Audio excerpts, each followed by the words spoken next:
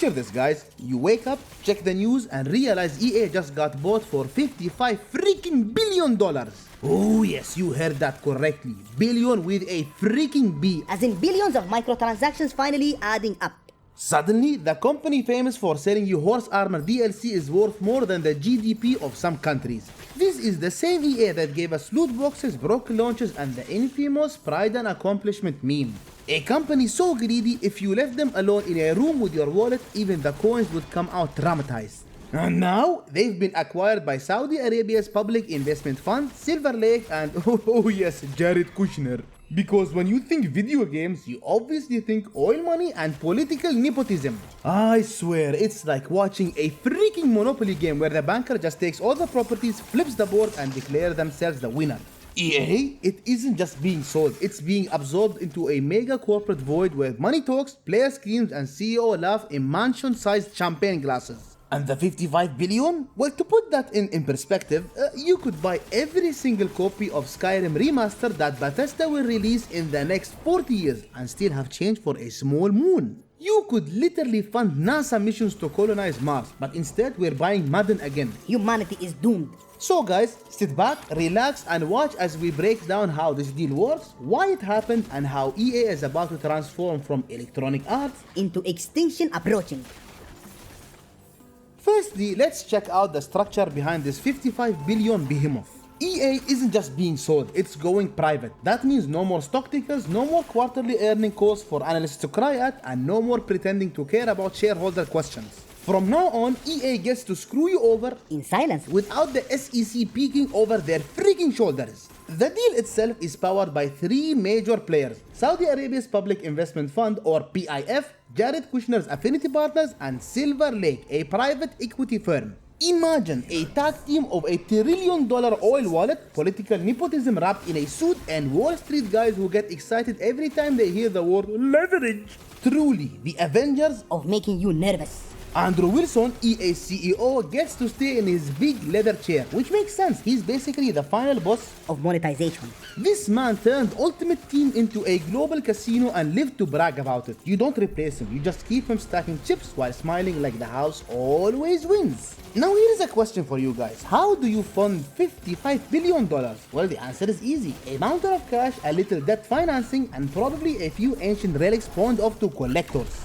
In other words, the same way gamers fund their Steam libraries, just with fewer tiers and more Bugattis. And when will this deal actually complete? Well, it's set to finalize around the first quarter of 2027, assuming regulators don't have a collective meltdown. Because if you thought governments were nervous about Microsoft buying Activision, wait until they hear that Jared Kushner is now technically part of your FIFA Ultimate Team. And once the deal is done, EA goes private, meaning no more shareholders to appease, just a small circle of ultra-rich investors making decisions in smoke-filled boardrooms. So what does it mean for gamers? Well, basically it means less transparency, more mystery, and absolutely zero chance of finding out where all those billions in FIFA pack sales actually go. Spoiler alert, not into fixing servers, that's for damn sure. So guys, that's basically the structure. 55 billion in cash and loans powered by oil money, hedge fund sharks, and the guy best known for calling his father-in-law Mr. President. Congratulations EA, you have officially become less of a gaming company and more of a financial chess piece. And this, my friends, this is only the start of the absurdity. And now let's check out the new squad that just bought EA, because this lineup reads less like future of gaming and more like a Bond villain conference call. First up, Saudi Arabia's Public Investment Fund. Yes, the same folks who already own a piece of Nintendo, Capcom, and SNK. They've been on a shopping spree, throwing billions at the gaming industry like it's Black Friday, except instead of buying TVs, they're buying your childhood. They call it an investment, I call it Yu-Gi-Oh! Except the cards are the billion-dollar companies. Next, we've got Silver Lake, private equity guys whose hobbies include debt, leverage, and explaining why selling your soul is actually good for growth. They don't make games, they don't play games, they just play Monopoly with companies, except the rules involve spreadsheets and people losing jobs. And finally, Jared Kushner's Affinity Partners, because nothing screams reliable gaming experience like the man whose main achievement is being the quietest guy in every family photo with Donald Trump. His fund is basically putting in billions of dollars, and apparently the idea is to diversify gaming investments. In other words, it's less about making games fun and more about making rich people richer while pretending to care about esports. Together, these three forces are basically forming the dark side of the force. You've got the oil money, the finance sharks, and the political nepotism Voltron. None of these people actually care if Mass Effect ever gets a proper ending. They care about squeezing one more loot box out of your poor credit card. And let's not forget Andrew Wilson, which we already mentioned. He's staying on his big leather chair. That's right, folks. The man who built the empire of microtransactions is still at the wheel. Imagine if the captain of the Titanic got promoted after hitting the iceberg.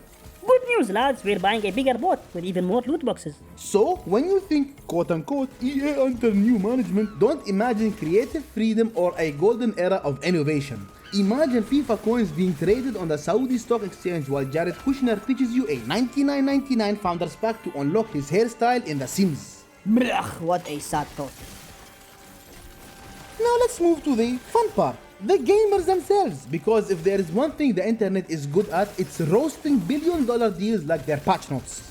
Reactions have been, let's say, mixed. In the same way, a dumpster fire is technically warm. A lot of players are worried about Saudi Arabia using EA as a sports washing tool because nothing says image rehab like slapping FIFA logos on top of oil barrels. Others are freaking out about Jared Kushner being anywhere near video games. Well, to be fair, it's hard to blame them. This is a guy who makes the blandest NPC looks like Geralt of Rivia.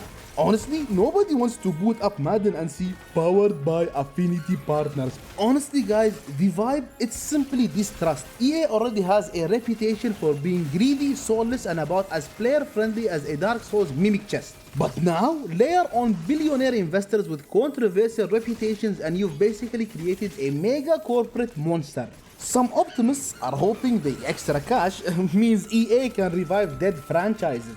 Oh my god, you're just too innocent. Let's be real, this isn't about reviving Dead Space 4, it's about monetizing the freaking corpse. EA, they don't resurrect games, guys. They recycle them into NFTs and call them innovation. So yeah, gamers are mad, gamers are worried, and gamers are memeing through the pain. It's the perfect storm: money, politics, and the internet. The only thing missing is an EA tweet telling everyone this buyout adds immense pride and accomplishment to the player experience.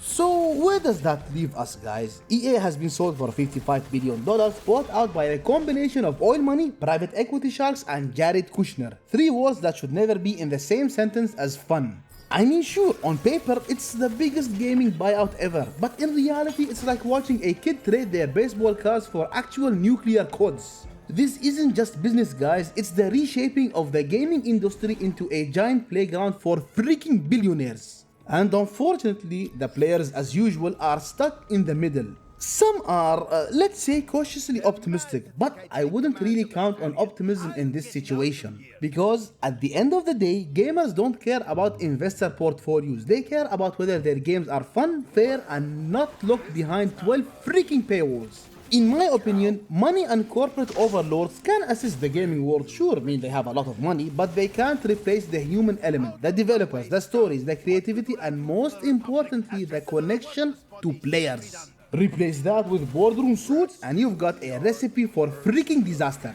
Honestly, I think EA's future now depends on whether these new owners treat it like an actual gaming company or just another cash machine. Spoiler alert, I wouldn't bet on the first option. So, let's bow our heads and press F to pay respects.